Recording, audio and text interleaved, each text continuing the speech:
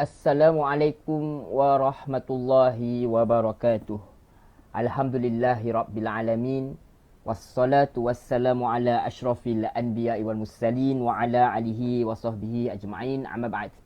Alhamdulillah thumma alhamdulillah biiznillah, dengan izin Allah Subhanahu wa taala kita dapat bertemu sekali lagi dalam program kita, iaitu siri tadabbur Al-Quran secara ringkas. Siri tadabbur ringkas. Hari ini insya-Allah kita akan sambung perbincangan kita masih lagi dalam surah An-Nisa. Sebelum tu, apa khabar tuan-tuan, puan-puan, muslimin, muslimat yang dirahmati Allah Subhanahu wa taala? Semoga sentiasa berada dalam keadaan dipelihara dan dirahmati Allah Subhanahu wa taala. Amin ya rabbal alamin. Baik, tanpa kita melengahkan masa, insya-Allah hari ini kita masuk kepada ayat yang ke-24 daripada surah An-Nisa, insya-Allah. Tanpa melengahkan masa, kita terus kepada ayat itu. A'udzubillahi minasyaitonirrajim. A'udzubillahi minasyaitonirrajim. Bismillahirrahmanirrahim. Wal muhsanatu minan nisa'i illa ma malakat aymanukum. Kitaballahi alaikum. Wa uhilla lakum ma wara'a dhalikum an tabtaghu bi amwalikum muhsinina ghaira musafihin. Famastamta'tum bihi minhun fa'atuhunna ujurahunna faridah. Wala junaha alaikum fima taradaitum bihi min ba'dil faridah.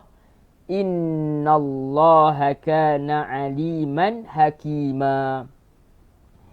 Baik tuan-tuan, muslimin muslimat yang dirahmati Allah Subhanahu wa taala, kalau kita lihat dalam ayat 24 ini ialah berkenaan dengan hukum perkahwinan dengan hamba yang beriman yang dimiliki oleh orang lain. Jadi dalam ayat sebelum ini telah pun disebut tentang wanita-wanita yang langsung tidak boleh dikahwini sampai bila-bila.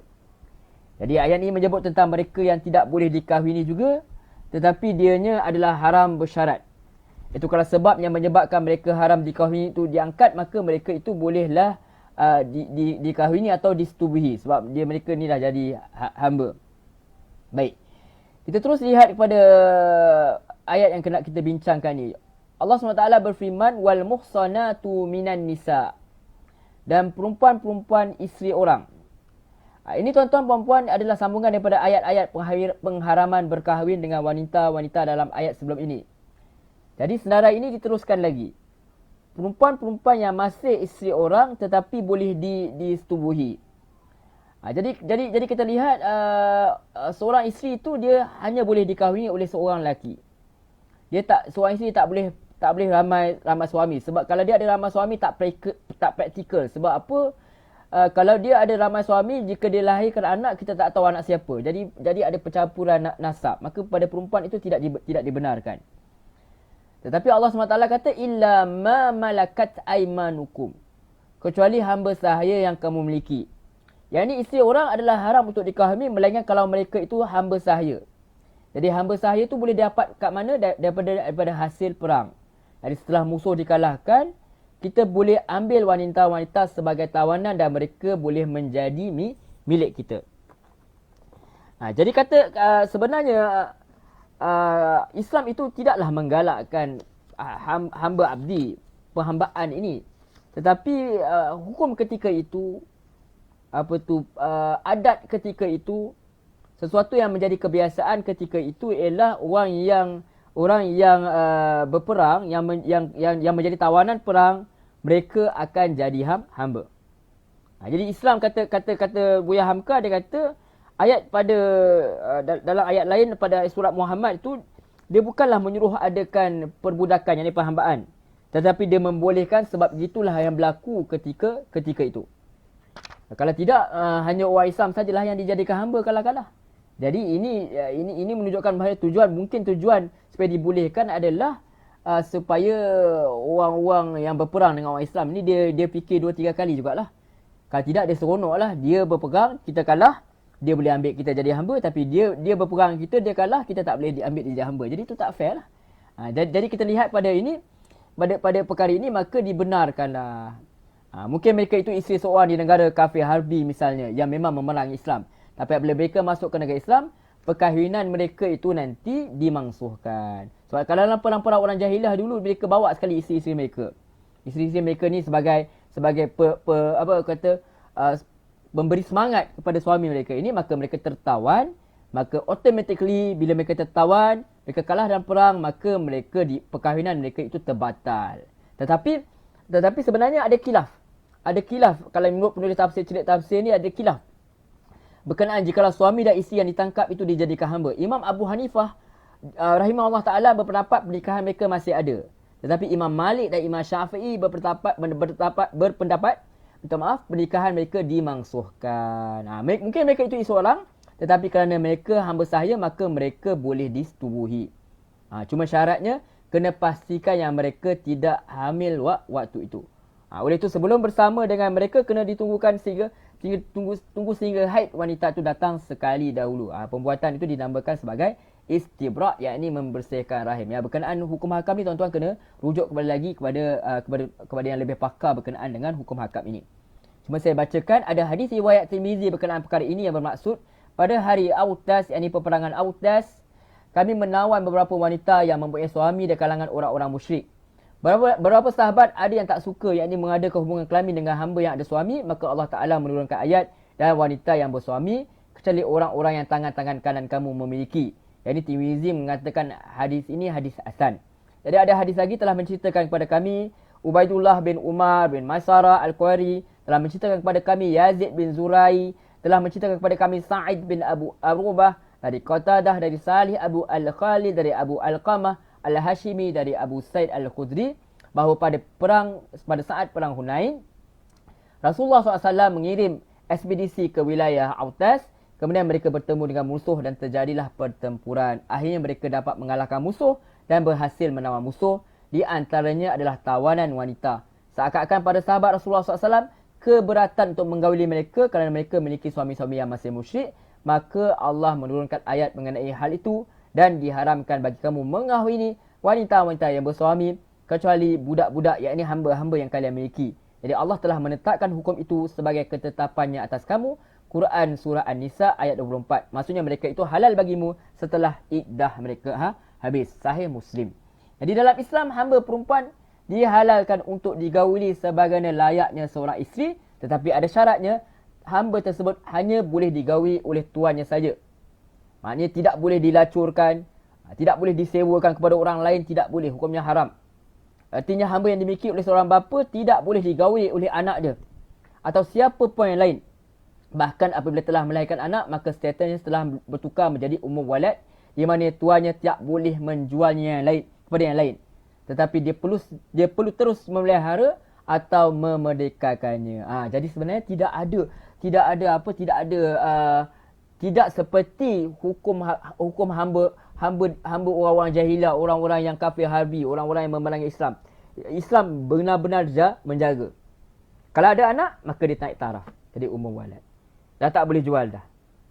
Sama ada merdekakan atau terus pelihara. Atau mungkin mengahwini dia terus jika suami itu belum beristeri 4. Maksudnya dia masih ada kota lagi lah, kita kata begitu. Wallahualam, itu tuan-tuan kena tanya lagi kepada yang pakar. Undang-undang hamba masih lagi berjalan dalam syariat Islam. Memang tidak ada hamba lagi zaman sekarang, jadi hukum hamba itu tergantung. Dia tak mangsuh, tapi dia boleh digunakan. Misalnya kalau mungkin one day kita punya sistem ni berubah, wallahualam, maka dia digunakan semula. Tetapi setakat ni tak bolehlah ada pelbagan dan sebagainya. Tuan-tuan jangan salah faham pula. Nanti ada yang main buat hukum sendiri. Ia atau takluk kepada pemerintah lah. Dia takluk kepada pemerintah. Hukum hakam ni tuan-tuan kena tanya lagi. Kena belajar betul-betul hukum hakam ni. Tapi ni sekadar bercerita sajalah. Oleh kerana sekarang tak ada perang jihad. Kalau negara kita tak ada, alhamdulillah tak ada. Dan kalau ada perang pun tak boleh pihak musuh ambil hamba daripada tawanan mereka. Maka tidaklah Islam menjalankan sistem perhambaan lagi sekarang. So, ke dunia tak pakai, kita pun dah tak pakai dah. Tapi kalau dia dimulakan balik oleh pihak musuh, mungkin dia akan jadi sistem hamba pula mengikut pemerintah lah. Pemerintah kata macam tu lah. Okey. Sebenarnya tuan-tuan, puan-puan, muslimin, muslimat yang dirahmati Allah, sebelum Islam diturunkan, sebelum syariat Nabi Muhammad datang, perbudakan atau perhambaan ni sebenarnya dia sangat biasa. Dan dia tak ada batasan yang melarangnya. Maksudnya, siapa sahaja dapat dijadikan hamba dengan apa cara sekalipun. Seperti dirampas, dicolik, dijual. Maksudnya dijual di sini maksudnya dia ada anak angkat, dia ada anak misalnya, dia boleh jual anak dia jadi hamba. Dia ada anak angkat ke misalnya, dia boleh jual jadi hamba misalnya. Namun ketika Islam datang, perhambaan sangat dibatasi. Dia boleh jual hamba dia dengan syarat hamba dia tu tidak mengandung. Tapi dia jual kepada tukar milik saja begitu saja, tetapi lepas tu seorang tuan pada satu masa dia hanya hamba itu hanya milik dia seorang. Hanya milik seorang. Melainkan dia tidak mengandung semua, dia jual balik ke orang lain, itu cerita lain. Tetapi kalau apabila dia dimiliki, salah satu keadaan itu dia tidak boleh dimiliki oleh orang lain. Namun sebab tu Islam datang ni, perhambaan ni sangat dibatasi lah. Itu hanya tawanan perang yang boleh dijadikan hamba. Hanya tawanan perang saja yang boleh dijadikan hamba. Sebab hal ni sudah menjadi sesuatu yang international pada zaman tu, di mana orang Islam pun ditawan akan dijadikan hamba. Hanya tawanan perang ini je lah, kalau dia dijual pun tawanan perang. Sebab dia ni memang asal tawanan perang, maka dia dijual kepada orang lain juga orang yang samalah. Bukanlah kerana hutang dan sebagainya, tak boleh bayar hutang, ayah jual. Itu tak boleh. Jadi undang-undang Islam berkenaan hamba ini ada disebut dalam kitab-kitab fiqh dengan terperinci. Jadi tuan-tuan kena rujuk kat sana lah. Sebab kadang-kadang ada yang saya cakap ni tersilap, maka tuan-tuan jangan ambil. Sebab sekarang pun undang-undang perhambaan pun tidak digunakan meluas. Tentu saja di Malaysia tidak ada. Maka tentu kita kadang-kadang tidak berapa arif dengan sistem perhambaan ini. Maka tuan-tuan boleh rujuk pada yang lebih pakar. Kitab Allahi alaikum. Suatu ketetapan hukum Allah atas kamu. Jadi hukum ini adalah menurut penulis tafsir adalah ketetapan daripada Allah, maka hendaklah kita jaga dan jangan kita langgar. Perkahwinan dengan isteri orang lain memang takkan boleh sampai bila-bila. Hanya yang dibenarkan ini adalah berkenaan dengan hukum perhambaan dan bagaimana seorang tuan boleh bergaul dengan hamba wanitanya. Mungkin kalau kita tak belajar, ramai yang salah faham tentang simbol perhambaan dan bagaimana seorang tuan boleh mengadakan hubungan seks dengan hamba dia. Mungkin ada yang rasa ni tak patut. Jadi kita kena tahu sedikit undang-undang perhambaan ini. Okey, menurut penulis celik tafsir ni, tuan-tuan boleh rujuk sendiri dalam celiktafsir.net, tapi saya bacakan. Yang pertama ialah Islam tidak membenarkan seorang tentera terus mengadakan hubungan kelamin dengan wanita dari pihak musuh yang ditangkap. Mereka itu semua dikira sebagai apa? Sebagai harta kerajaan dan perlu diberikan kerajaan dulu, kerana kerajaan yang decide. Macam tu.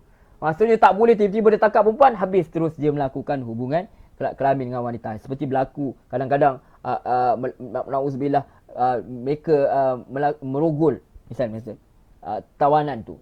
Bahkan dilakukan oleh bukan seorang tapi beramai-ramai oleh tentera. Yang itu tidak dibenarkan sama sekali oleh Islam. Apabila kerajaan boleh pilih, kemudian kerajaan boleh tentukan pula sama ada nak bebaskan dengan percuma, bebaskan dengan tebusan, tukar dengan tawanan perang Islam atau dibahagikan kepada para tentera muslim. Seorang dapat satu, yang tu dia punya seorang. Apabila diberikan, barulah boleh mengadakan hubungan seks dengan mereka. Yang kedua pula, setelah menerima wanita tawanan itu, seorang lelaki pula kena tunggu satu kitaran haid untuk memastikan wanita itu tidak mengandung. Kalau mengandung, kena tunggu wanita itu bersalin dulu. Yang ketiga pula, menurut penulis tafsir ni, wanita tawanan perang yang dijadikan hamba itu tidak semestinya kena daripada kalangan ahli kitab. Boleh mereka dikuali walaupun mereka daripada agama lain. Dan kalau kita tengok tuan-tuan, sebenarnya mereka ini datang, perempuan ini datang dan mereka sebenarnya dijaga sebenarnya oleh orang Islam itu sendiri. Maksudnya mereka tidak dibiarkan macam tu saja, terkontak-kanting macam tu. Jadi mereka itu sebenarnya dipelihara dengan baik.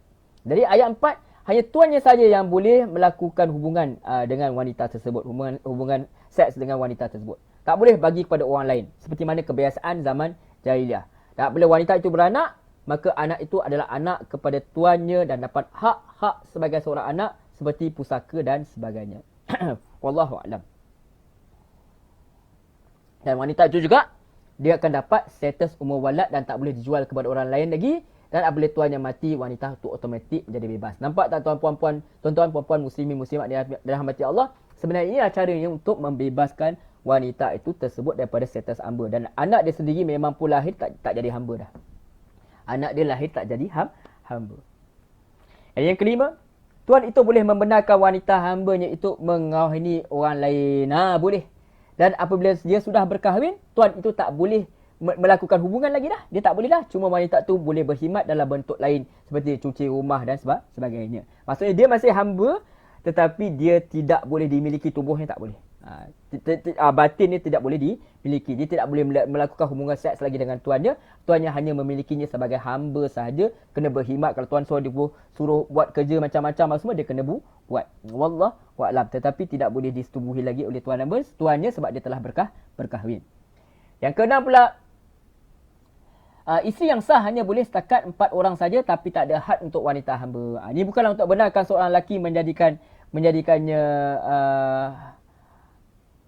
minta maaf cakap, saya ulang sekali lagi, isteri yang sah hanya boleh setakat 4 orang saja tetapi dia tidak ada had untuk hamba.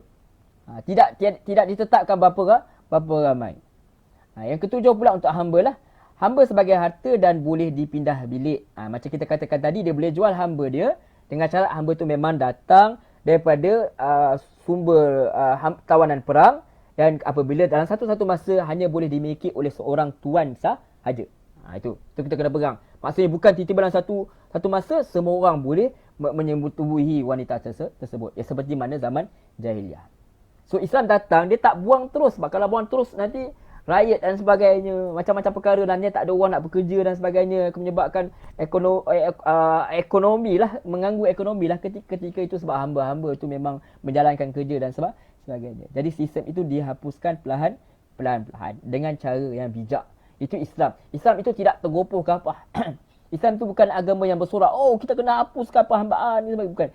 Islam itu bergerak secara perlahan-lahan. Mengikut situasi supaya tidak menyebabkan mudarat yang lebih besar. Ya. Itu sebenarnya kita kena kaji Islam ni sangat-sangat relevan dalam apa jua zaman pun. Dia sesuai dengan zaman itu. Pasti ada penyelesaian. Jadi kita nampak indahnya Islam. Maaf tuan-tuan. Bismillah. Yang ke-8 lagi, apabila kerajaan telah memberikan wanita sebagai hamba kepada seorang tentera, maka kerajaan tak boleh ambil balik atau memansuhkan pemberian itu. Sama juga kalau wali telah serahkan anak yang untuk dikahwini, tak boleh wali itu menukar perjanjian perkahwinan. Jadi kerajaan dah bagi, tak boleh ambil semula. 9. Jenis perang tak boleh membenarkan pada tentera untuk terus melakukan hubungan dengan tawanan perang. Tawanan perang itu kena dibahagikan oleh kerajaan dahulu. Supaya kerajaan yang nilai sama ada nak dipulangkan balik ke, nak ditebus ke dan sebagainya, ditukar dengan tawanan yang lain, itu kerajaan mereka kebijaksanaan. Sebab tu kerajaan tu kena orang yang beriman, orang yang, dan penasihat dia kena ada orang yang betul-betul tahu hukum hakam dan sebagainya. Pada zaman Nabi tak ada masalah lah. Nabi lah ketua perang, Nabi lah presiden. Jadi Nabi lah yang menguruskan. Nabi ada sahabat-sahabat yang tahu, yang boleh diamanahkan untuk melakukan perkara ini. Wallahu a'lam. Wa uhilla lakum ma wara'a dzalikum tabtaru bi amwalikum. Sebentar ya tuan-tuan. InsyaAllah kita akan bincang 3 ayat lain. Jadi dan sebaliknya, dihalalkan bagi kamu perempuan-perempuan yang lain daripada yang tersebut itu untuk kamu mencari yakni isteri dengan harta kamu. Jadi selain daripada paharan wanita yang telah disebutkan dalam ayat ini dan ayat sebelum-sebelum ini, seperti mana kita telah bincangkan sebelum ini, tuan-tuan boleh rujuk pada video sebelum ini. Boleh kamu kahwini wanita-wanita yang lain. Banyak lagi yang boleh dicari, banyak lagi yang boleh dikahwini asalkan mengikut syarat-syarat yang telah ditetapkan oleh syarak. Antara yang disebut dalam ayat ini adalah perempuan yang dikehendaki itu hendaklah diberi apa? Hendaklah diberi belanja, yakni mahar, mas kahwin.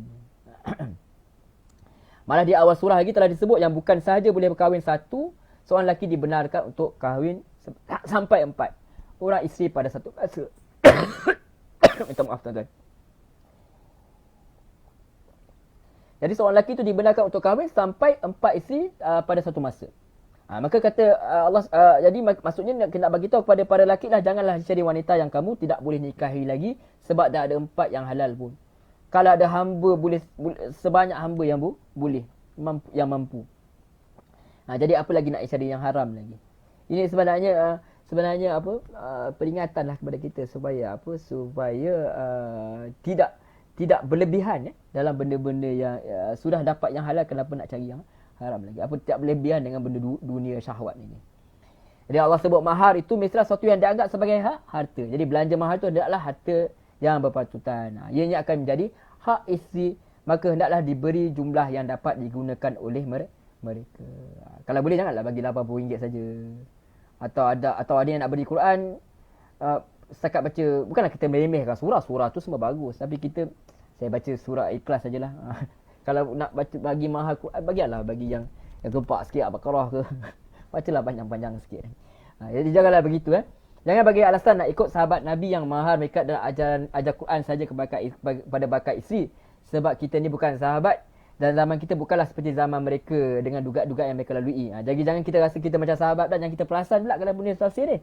Sebab belanja mahal tu kena beri dengan wang harta yang berpatutan bersesuaian dengan zaman kita ni. Jadi secara ringkasnya, menurut penulis tafsir ni, lafaz bi amwalikum bermaksud dua perkara, yang ini pernikahan tidak sah kalau tak ada mahar.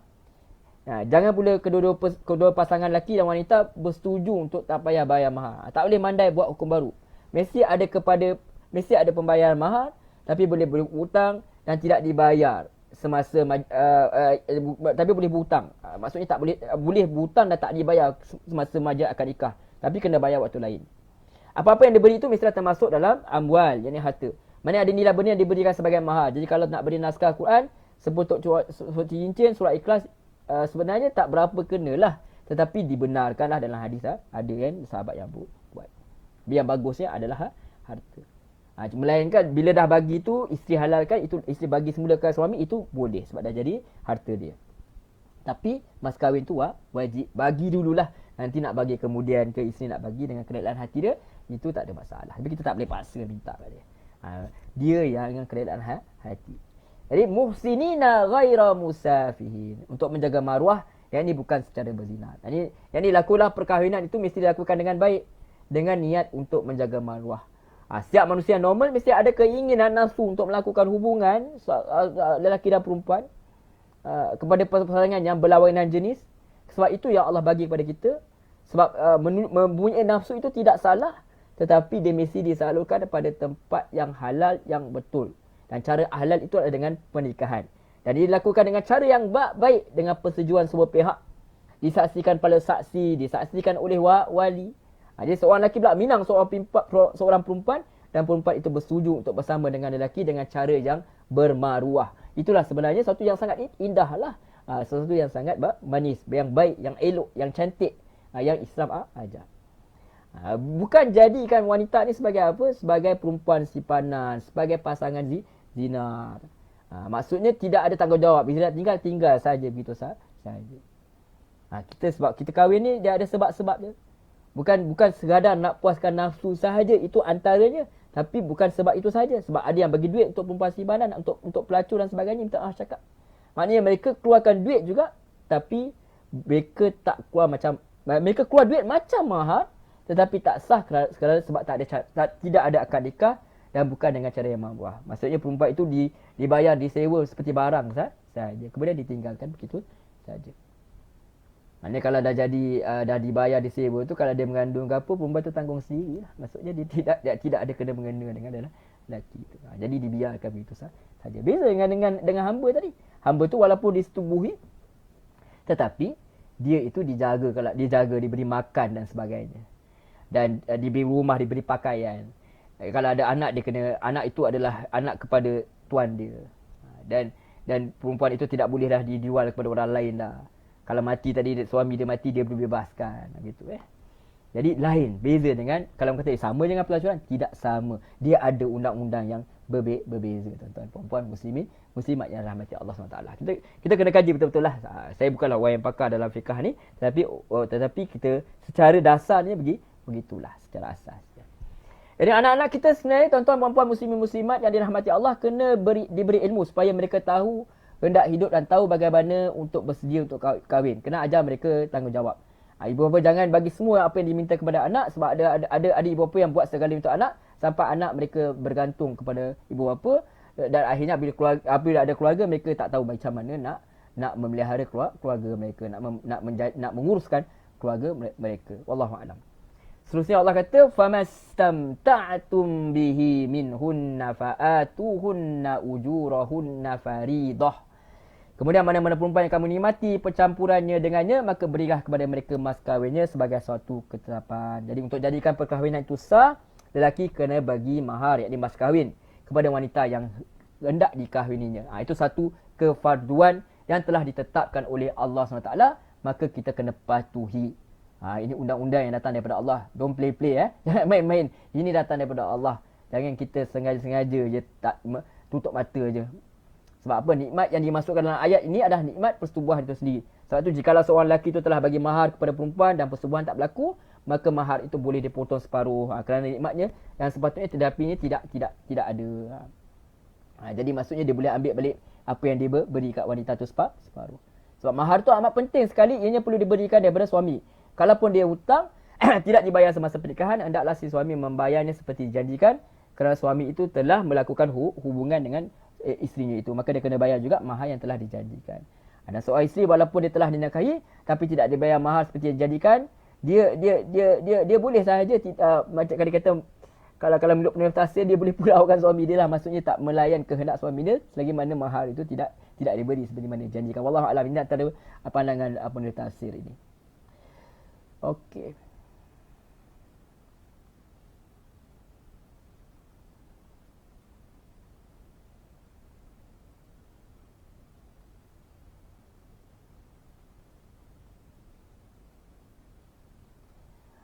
Okey, tuan-tuan, kita terus ya. Wala junaha alaikum fima taradaitum bihi min ba'dil faridah. Dan tiadalah kamu berdosa mengenai sesuatu persetujuan yang telah dicapai bersama oleh kamu suami isteri sesudah ditetapkan mas kahwin itu. Yang ini seperti mana kita kata tadi, kalau wanita tersebut isteri dia rela hati nak bagi mahar dia yang diterima daripada suami dia setelah diberi, maka tak berdosa kalau suami dia ambil. Maksudnya suka semua suka, rela sama rela. Jadi tak ada masalah, tidak ada paksaan. Atau suami pula berkenan untuk bagi lebih daripada yang janjikan. Dia janji dia nak bagi 30,000, dia bagi lebih lagi 60,000, mak orang kaya terlebih. Tak ada masalah. Golongan have-have tak ada masalah. Jadi, atau satu lagi kemungkinan, si isteri sanggup pula untuk melengahkan lagi pembayaran mahar daripada suami. Dia kata tak apalah. Dia boleh layan suami dia macam biasa, hutang tak ada masalah. Tetapi dia tak ambil lah mas kahwin tu sementara. Sampailah suami dia ada duit untuk menjelaskan mas kahwin tersebut. Innallaha kana aliman hakima. Sesungguhnya Allah tu maha mengetahui, lagi maha bijaksana, maha bijaksana. Jadi kita kena faham bahawa Allah tu, kalau kita rasa macam tak kena lah hukum ni, bukan tak kena dengan hukum tu, tak kena dengan kita. Kita kena masuk dalam kalau Norma Alihan dia kata, Ustaz Norma Alihan dia kata, lebih kurang lah dia cakap dalam bahasa Inggeris kan. Dia kata apa? Kita jangan masuk dalam Quran ni kita nak perbetulkan kita je. Maksudnya kita kata kena dengan kita. Okey, tengok dalam Quran kata kena dengan apa yang aku nak buat bila kita nak buat. Contoh orang kata kan kita kahwin lelaki boleh kahwin 4, salahnya macam tu. Kita bila kena dengan kita sahkan. Okey, boleh. Tetapi apabila tak kena dengan kita tak ikut. Sedangkan sepatutnya kita masuk dalam Quran ni bukan sekadar nak tengok nak endorse apa yang kita buat betul, tetapi kita betul-betul nak tengok, nak cari betul tak apa yang aku buat ni? Macam mana Allah nak sebenarnya? Yang tu. Kita nak cari kebenaran. Sebab kita tahu Allah itu maha mengetahui, lagi maha bijaksana daripada kita. Jauhlah daripada kita. Tak boleh nak banding. Jadi Allah mengetahui isi hati manusia sama ada mereka ikhlas atau tidak. Allah tahu isi hati manusia semata mereka lakukan laginya. Maknanya Allah tahu sama ada kita ni menikah untuk sebab yang halal atau untuk memuaskan nafsu semata-mata. Memuaskan nafsu itu satu part sahaja. Tetapi dia ada part yang lain lagi, tanggungjawab dan sebagainya. Jadi Allah tahu apa yang diperlukan oleh manusia, oleh itu Allah telah menjelaskan hukum hakam yang perlu diikuti, perlu dipatuhi. Jadi Allah Maha Bijaksana menetapkan hukum yang telah ditetapkan oleh dia. Semua yang diwajibkan kepada kita adalah sesuatu yang memang patut untuk kita ikut. Kalau kita tak ikut, kalau kita ikut akan bagi kebaikan untuk diri kita. Allah tahu hikmat suatu hukum, kadang-kadang kita tak tahu, kadang-kadang dia tak jelas, kadang-kadang dia samar-samar sebab otak kita tak cukup kuat untuk memahami semuanya. Kalau dia tak jelas, bukanlah maksud dia tak berhikmah. Cuma kita saja yang tak tahu. Malangnya ada yang fikirkan, cari satu hikmah, satu hukum. Dan bila mereka tak nampak, tak jumpa, mereka kata hukum tu tak sesuai, tak relevan dah untuk zaman ni. Masya Allah. Ini sebenarnya sangat tidak beradab kepada Allah SWT. Kita sepatutnya tahu dan sedar bahawa betapa ceteknya kita ni. Betapa otak kita ni Allah bagi, Allah sendiri yang bagi. Hebatnya otak ni sebab Allah yang bagi. Tetapi ada masa kita tak boleh faham juga, maka kita sabar dulu. Seperti mana kita dah bincang surah Al-Baqarah. Malaikat tak nampak lagi hikmah. Allah belum tunjuk lagi hikmah kenapa nak jadi khalifah ni, sebab tu dia tanya. Tapi dia tak tahu pun, dia tetap cakap Maha Suci Allah. Sesungguhnya Allah yang lebih mengetahui segala-galanya lebih kurang kan. Jadi dia tetap terus beribadah lagi kepada Allah SWT, walaupun membatuh kepada Allah SWT, walaupun dia belum tahu hikmah dia. Itu dia sebenarnya yang kita perlulah lakukan. Wallahu a'lam. So kita ni sebenarnya tuan-tuan sangat kurang ilmu dia. Kalau tak boleh nak dibanding kalau boleh dengan Allah SWT. Allah Maha mengetahui segala-galanya. Okey, kita teruskan tuan-tuan sampai ayat 26 insya-Allah. Ya, ayat ni ayat 25 ni dia kesambungan tentang hukum kahwin dengan hamba. Ada ketikanya berkahwin dengan hamba ni memiliki orang lain tu adalah lebih sesuai kepada seorang kerana dia lebih murah dan tanggungjawab perlu dipenuhi kepada isteri itu kurang sedikit kepada hamba tersebut kurang sedikit daripada tanggungjawab kepada isteri. Jadi kalau kalangan wanita yang mereka sekali ni minta maaf, ini sambungan tentang ini kali ini berkenaan dengan tentang hukum berkahwin dengan hamba pula. Tadi bermendarkan pertubuhan dengan hamba, sekarang ni cerita kalau nak kahwin dengan hamba. Maksudnya dia tak mampu nak kahwin dengan orang biasa, dia kahwin dengan hamba. Tapi jangan lupa hamba ni dia menjadi suami, dia menjadi isteri kepada seseorang itu, tetapi dia masih lagi ada tuan. Maksudnya kalau kata sekarang ni masa untuk kerja dengan tuan dia kena pergilah, dia kena tidur. Cuma dia tak boleh bersetubuh dengan dia tak boleh bersetubuh dengan tuan dia saja sebab dia dah ada suami. Okey, kita teruskan Okey, saya tak baca teruslah ayat 26 ni, ayat 25 ni secara lengkap. Saya baca dulu sikit-sikit potongan demi ayat InsyaAllah. Ni ayat 26. Ni ayat 25. Ni kita tengok sekali ayat 25. Wa man lam yastati' minkum qawlan ay yankihal muhsanatil mu'minat. Dan siapa di antara kamu yang tak mempunyai kemampuan yang cukup untuk berkahwin dengan perempuan yang baik-baik lagi beriman, kata Allah SWT, Allah memahami kan manusia macam mana hamba dia, Allah tahu, Allah sangat memahami, Allah ni sangat baik. Jadi Allah kata ini hukum, ini sebenarnya adalah hukum dan jalan keluar kepada lelaki yang tak mampu nak berkahwin dengan wanita yang merdeka. Pada zaman itulah mungkin kerana permintaan mahar yang tinggi atau rendah, tapi dia atau sebenarnya memang rendah tapi tak mampu. Sebab dia memang tak ada apa-apa. Maka Allah kata buka famimma malakat aymanukum min fatayatikumul mu'minat. Maka bolehlah kamu berkahwin dengan hamba-hamba perempuan yang beriman yang kamu miliki. Bermaksud kalau kamu tak mampu untuk kahwin dengan wanita yang merdeka, jangan kamu berzina pula, jangan. Tapi seorang lelaki tu dibolehkan untuk berkahwin dengan hamba perempuan yang mukmin. Sebab seorang lelaki merdeka kahwin dengan wanita merdeka lah, barulah orang kata apa, sekufu lah macam tu.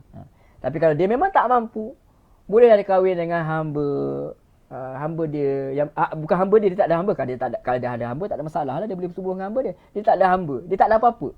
Maka dia bolehlah pergi nampak orang tu ada hamba, dia boleh minta kat tuan dia, cakap aku nak kahwin dengan hamba kau ni. Untuk apa? Dengan tujuannya bagi mengelakkan daripada melakukan zina. Itu dia.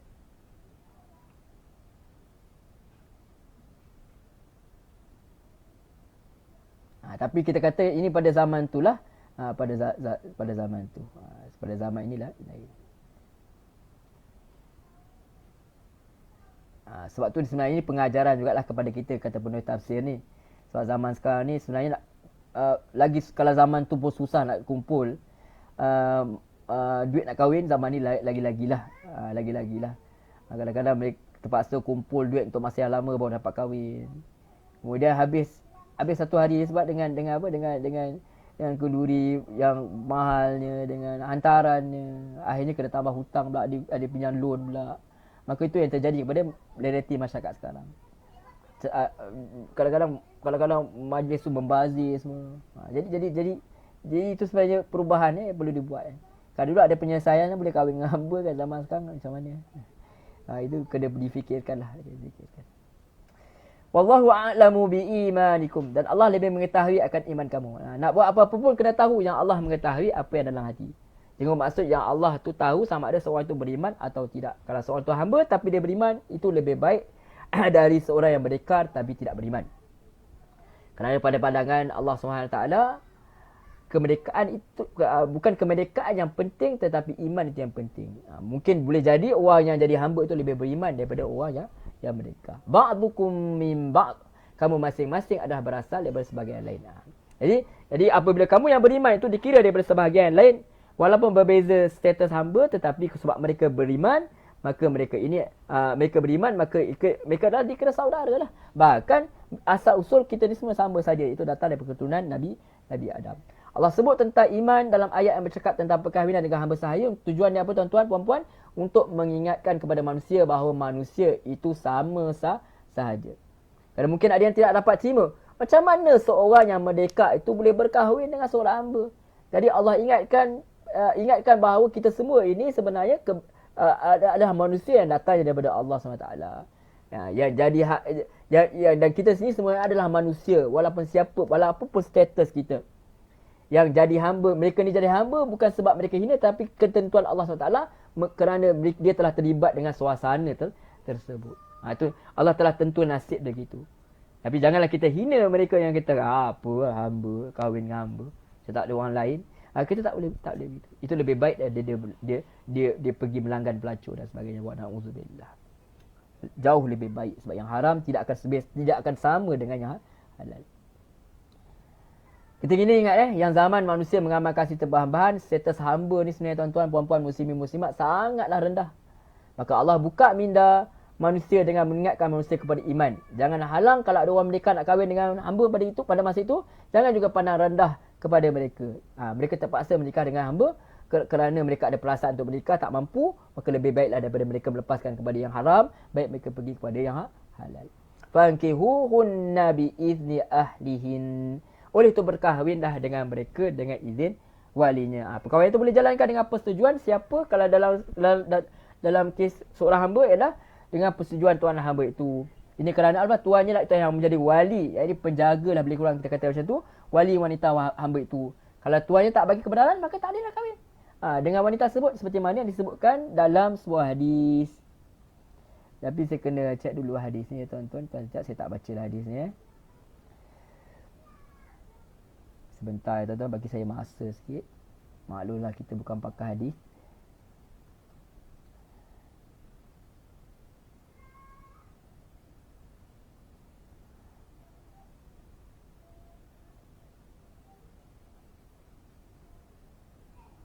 Okey, saya dapat hukum yang berbeza daripada hadis ni, tapi saya baca jugalah sebab ada kadang-kadang adalah hukum dalam hukum fiqh ada. Dia kata ada hadis ayyuma abdin tazawwaj bi ghairi idzan mawalih fahuwa akhir. Siapa pun budaknya, siapa pun hambanya kahwin tanpa izin tuannya, maka dia adalah seorang penzina. Jadi kalau kita tengok dia ada beberapa Ada yang kata kalau dalam Mishkat Al-Masabih, minta maaf, kalau dalam Sunan Abi Daud, Al-Albani kata Hasan. Kalau dalam Jami' At-Tirmizi ada daripada, kalau saya tengok dalam sunnah.com ni daripada Darussalam dia tulis tu dhaif. Ada yang kata dhaif juga. Dalam Sunan Ibnu Majah ada kata dhaif, ada kata Tirmizi dhaif. Okey, tak apa. Yang penting maksud dia betul lah. Sebab apa? Sebab macam mana nak kata? Memang haram lah. Mungkin bila dah haram sebab berzina lah. Sebab dia kena kahwin dengan apa? Sebab dia telah menjadi bilik tuan dia. Sebab dalam satu masa seorang hamba itu tidak boleh dimiliki oleh dua tuan dalam satu masa. Atau lebih. Tak boleh. Boleh seorang saja. Okey, maka boleh diterimalah hadis tersebut. Serta hadis tu tuan-tuan kena lihat kepada ada pakar lah. Dan kalau tuan kepada hamba itu adalah seorang wanita, maka yang menjadi wali bagi hamba wanita itulah wali kepada tuannya itu sendiri. Wallahu a'lam. Wa atuhunna ujurahunna bil ma'ruf. Serta berikanlah mas kahwinnya menurut yang patut sebab dia kahwin. Jadi untuk mengahwini wanita hamba pun pula bayar mahar mereka. Bagi dengan makruf, dengan baik, dengan cara yang patut. Jangan kerana mereka hanya hamba, maka kamu tak bayar mahar. Mahar pun kena beri kepada tuan hamba pula. Sebab apa? Seorang hamba terikat dengan tuannya. Seorang hamba itu tak ada hak sampaikan mereka pun tak ada harta, jadi mahar pun bukan hak mereka. Tapi Imam Malik pula kata tetap berpendapat yang mahar itu adalah hak wanita hamba itu. Wallahu a'lam. Mussanatin ghaira musafihat. Mereka yang hendak menjaga maruah bukannya wanita-wanita yang melacur. Kahwinlah wanita hamba yang mahu melihara diri dari zina bukannya jenis yang melacur. Maknanya kena cari wanita yang baik.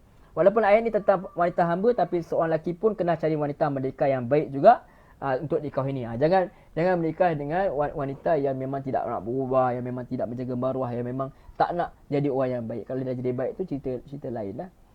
Wala muttakhidhati ahdan, dan bukan pula yang mengambil lelaki sebagai tempat simpanan. Bukan perempuan saja yang mahu lelaki simpanan. Bukan perempuan yang mahu lelaki simpanan, ini pun ada juga pada zaman itu.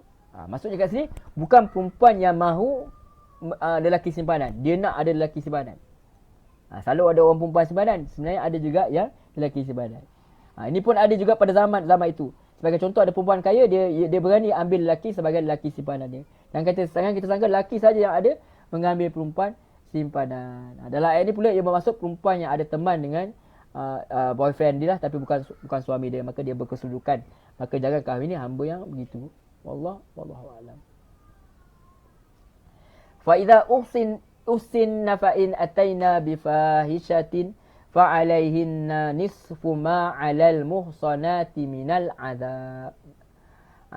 Kemudian setelah mereka hamba-hamba perempuan itu berkahwin, lalu mereka melakukan perbuatan keji yakni zina, maka mereka dikenakan separuh daripada hukuman siksa yang ditetapkan ke atas perempuan-perempuan yang merdeka. Sekiranya hamba perempuan buat dosa zina selepas dia kahwin, hukuman yang dikenakan pada mereka adalah separuh daripada hukuman yang dikenakan kepada orang merdeka.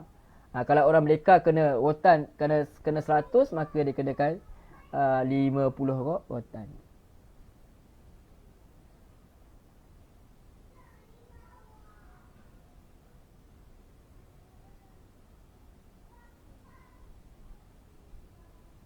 Okey. Saya kurang faham sikit penjelasan ni, sebab kita kalau ikutkan untuk orang yang dah berkahwin pun dia rejam kan. Kalau yang belum kahwin tu yang 100, maka kenapa dia kurangkan sampai 50? Kita baca hadis kan. Ada hadis diriwayatkan oleh Imam Muslim dalam kitab sahihnya melalui Ali radhiyallahu anhu, bahawa dia pernah khutbah, "Hai manusia sekalian, tegakkanlah hukuman had atas budak-budak perempuan kalian, baik yang telah menikah ataupun yang belum menikah. Dan sungguhnya pernah budak perempuan bila Rasulullah melakukan perbuatan zina, maka beliau memerintahkan kepadanya untuk menderanya. Ternyata budak perempuan tersebut masih baru dalam keadaan nifas. Maka aku merasai khawatir bila menderanya nanti dia akan mati. Ketika aku ceritakan hal tersebut kepada Nabi SAW, maka Nabi SAW berkata, tindakan ahsanta utrukha hatta tamathal. Tindakanmu baik, biarkan dia dahulu hingga keadaannya membaik. Menurut riwayat Abdullah Ibn Ahmad daripada selain ayahnya, Rasulullah SAW bersabda kepadanya, apabila telah bebas dari nifasnya, maka deralah dia sebanyak 50 kali. Okey, ini dah dijelaskan sini. Hukuman kepada pezina yang telah berkahwin adalah rejam sampai mati. Tapi kalau rejam sampai mati, tentulah tak boleh dibahagi dua. Tidak ada rejam separuh mati. Jadi ayat ini merujuk kepada hukuman yang boleh dibahagi, itu 100 menjadi 50 rotan. Allahu a'lam. Boleh jadi kita katakan bahawa seorang hamba ni tidak direjam lah. Saya tak tahu, sebenarnya saya tak pasti. Tapi boleh jadi juga sebab dia harta kepada tuan dia. Jadi takkan dia nak bunuh harta bilik dia tu begitu saja. Walaupun dia telah berzina, maka dia tidak dibunuh. Sebab apa? Sebab dia ada tugasnya untuk tuan dia. Wallahu a'lam. Barangkali begitu. Tuan-tuan kena rujuk kepada yang pakar. Zalika liman hasyiyal anata minkum. Bagi orang-orang yang bimbang melakukan zina di antara kamu. Jadi hukum kebenaran berkahwin dengan hamba ini khusus kepada orang yang takut berlaku perzinaan. Wa an tasbiru khairul lakum, dan jika kamu bersabar itu adalah lebih baik bagi kamu. Kalau boleh sabar sehingga cukup untuk belanja untuk kahwin dengan perempuan mereka, maka itu lebih baik. Kahwin dengan wanita mereka itu lebih baik. Sebab apa? Sebabnya apa? Sebab bila kita kahwin dengan orang yang hamba, dia masih lagi jadi milik tuan lain. Maksudnya dia kena bekerja dengan orang tu, apa dia kena buat, semua dia kena ikut, dia kena patuh pada tuan. Mungkin kita ada rasa cemburu ke apa, alamak. Kita tak boleh suruh dia berhenti kerja. Kalau dia kerja, kita boleh suruh dia berhenti kerja. Dia tak boleh. Sebab apa? Dia masih milik tuan dia. Nak tebus tak mampu. Sebab nak kahwin dengan orang pun nak mampu, macam mana nak tebus? Jadi mungkin itu sebabnya lah. Wallahualam.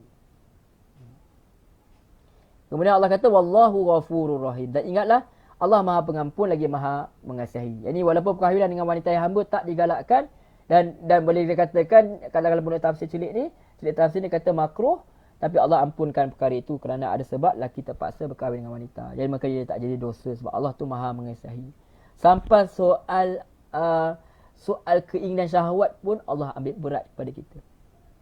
Maka Tuhan mana lagi lah maka nikmat Allah yang mana lagi yang nak kita dusta? Allah benarkan. Walaupun Allah tak apa sukalah kahwin dengan menikah dengan ini, tetap kahwin dengan orang hamba, tapi Allah bagi juga sebab rahmat Allah SWT. Jadi apa lagi alasan untuk kita tidak menerima Allah SWT, tidak memahati undang-undang syariat daripada Allah SWT. Baik. Seterusnya selalu orang menurut tafsir ni kata, kadang-kadang ada orang tanya, selalu orang tanya, apa yang Allah nak dari kita?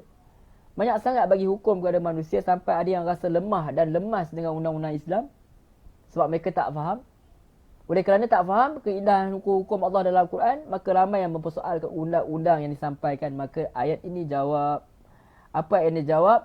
Yuridullahu liyubayyina lakum wa yahdiyakum sunanal ladzina min qablikum wa yatuba alaikum wallahu alimun hakim. Allah menghendaki yang dengan apa yang telah diharamkan, dihalalkan dari kaum perempuan itu ialah untuk apa? Menerangkan, yakni syariat. Dan untuk menunjukkan kepada kamu jalan-jalan aturan orang yang dahulu daripada kamu, yakni daripada nabi-nabi dan orang-orang yang saleh, supaya kamu mengikutinya. Dan juga untuk menerima taubat kamu, dan ingatlah Allah tu Maha mengetahui lagi Maha bijaksana. Yuridullah Quli yubayyina lakum. Allah menghendaki untuk terang kepada kamu, nak jelaskan kepada kamu. Ini nak jelaskan tentang undang-undang syariat keluarga dan undang-undang yang lain. Dalam ayat yang telah kita belajar sebelum ini, Allah dah jelaskan apa hukum-hukum yang perlu kita ikuti. Apa yang hukum-hukum yang perlu kita ikuti. Jadi hukum-hukum itu memberitahu bahawa mana yang baik, mana yang buruk. Semua itu adalah untuk apa? Untuk kebajikan diri kita. Kuasa Allah tak bertambah pun dengan kita ikut petunjuk Allah, tapi Allah bagi syariat ni untuk apa, tuan-tuan puan-puan muslimin muslimat, untuk kita, untuk kebaikan kita. Jadi kalau kita belajar, baru kita akan barulah kita dapat faham dengan jelas betapa pentingnya undang-undang Allah SWT tu. Wa yahdiyakum sunanal ladzina min qablikum. Jadi untuk menunjukkan kepada kamu jalan-jalan aturan orang-orang yang dahulu daripada kamu. Yakni Allah nak ajar kepada kita tentang cara hidup orang-orang dahulu, orang yang berjaya sebelum kita. Kita tuan-tuan puan-puan muslimin muslimat yang rahmati Allah SWT, kalau nak kaya, kita belajar dengan orang-orang yang pernah buat bisnes dahulu. Oh tu sanggup bayar sampai beratus-ratus, beribu-ribu kadang, sebab nak tahu selok-belok peniaga. Tetapi kalau kita nak, itu di dunia macam cerita. Tapi kalau kita nak berjaya dengan akhirat, kita kena belajar macam mana orang-orang dulu mengikuti undang-undang Allah SWT supaya mereka mendapat rahmat, mendapat petunjuk Allah SWT, mendapat keredaan Allah SWT. Jadi Allah ajar kepada kita tentang cara hidup orang yang berjaya sebelum ini. Kerana jalan untuk mencapai kejayaan di dunia dan akhirat adalah dengan cara mengikut syariat. Hukum-hukum yang dikenakan untuk kita ikut ni bukan diberikan kepada umat Muhammad sahaja, tuan-tuan puan-puan muslimin muslimat, tetapi dia telah diberikan juga kepada para nabi dan umat-umat sebelum itu. Ya Allah nak kita berjaya dalam kehidupan kita ni pun Allah nak. Kalau Allah nak kita berjaya dalam kehidupan kita di dunia akhirat, maka kita kena belajar dengan contoh-contoh perjalanan hidup orang-orang yang terdahulu sebelum kita. Kalau kita ikut contoh kejayaan mereka, maka kita pun akan berjaya juga. Wa yatuba alaikum, untuk terima taubat kamu, dan juga untuk terima taubat kamu. Dan Allah hendak terima taubat kita, kerana itu Allah ajar tentang taubat dalam ayat-ayat sebelum ini. Jadi Allah anjurkan kita untuk taubat dan Allah sebut cara-cara dia. Dan kita belajar apakah tujuan taubat, dan kita belajar Allah itu maha suka menerima taubat. Jadi kata jangan kita tipu dengan syaitan. Ya, jadi kita putus asa dengan dosa-dosa kita. Jangan kita terhasut, kita termakan dengan kadang-kadang ada orang kata kita engkau ni dah teruk dah sangat dah tak boleh nak taubat. Jangan kita terhasut dengan kata-kata tersebut. Ada orang yang sudah terlalu banyak dosa sampai apa tuan-tuan, mereka rasa Allah tak ampun lagi. Jangan begitu. Jangan begitu. Sebab ada orang bunuh sampai 99 kemudian 100 orang pun Allah masih terima taubat dia. Yang penting dia mahu kembali. Wallahu alimun hakim. Dan ingatlah Allah itu Maha mengetahui lagi Maha bijaksana. Jadi oleh kerana Allah Maha tahu dan Maha bijaksana, maka hukum yang telah ditetapkannya tentulah ada banyak sekali kebaikan dan banyak sekali hikmah. Kalau kita dapat ikut undang-undang syariat yang datang daripada Allah SWT ni, pasti kita akan berjaya. Dan tentu saja di dunia, tentu saja kita berjaya di dunia, dan tentu saja lebih lagi kita akan berjaya di akhirat. Wallahu a'lam. Baik tuan-tuan, puan-puan, muslimin, muslimat yang dirahmati Allah SWT. Jadi antara yang kita dah bincang hari ini, kita belajar ialah bagaimana Allah SWT membenarkan seseorang itu melakukan hubungan dengan hamba. Ada reason-reason dia seperti mana kita dah bincangkan tadi dan kita akan bincangkan lagi insya-Allah daripada masa yang akan datang. Dan juga Allah benarkan juga untuk manusia itu kalau dia tak mampu, dia nak kahwin dengan hamba, dia boleh kahwin dengan hamba. Walaupun pada asalnya kahwin dengan mereka, orang mereka itu lebih baik. Dan kadang-kadang orang pelik kenapa ada hukum hakam ni, sebenarnya Allah itu lebih bijaksana. Sebab Allah yang menjadikan manusia, Allah tahu apa kepentingan manusia dan menunjukkan bahawa Allah sangat ambil berat tentang kepentingan manusia. Allah sangat sayang kepada manusia dengan syarat manusia itu sayang kepada diri dia sendiri. Syariat ini datang pun dengan tujuan dia sebab dia sayang kepada kita supaya kita tak hidup kontang-kanting, bagi makan lagi. Kalau kita tak ada Quran ni, kita lebih teruk daripada apa? Lebih teruk daripada haiwan lagi. Wa na'udzubillah. Mudah-mudahan apa yang kita pelajari hari ini, mudah-mudahan kita kongsikan ini ada manfaatnya. Kalau tuan-tuan akan rasa ada manfaat, tuan-tuan puan-puan ada rasa manfaat, sila share, sila sebarkan. Mudah-mudahan ramai lagi yang mendapat manfaat dia. Dan kalau ada salah silap, dan tentu ada salah silap, tuan-tuan rujuk ada kesilapan, tuan-tuan jangan ikut mana yang silap, ambil mana yang betul sahaja. Dan saya berlepas diri daripada sebarang kesilapan. Sebagai manusia, saya mesti ada buat kesilapan. Yang salah jangan ambil, yang baik tu ambil. Semua yang datang daripada Allah SWT.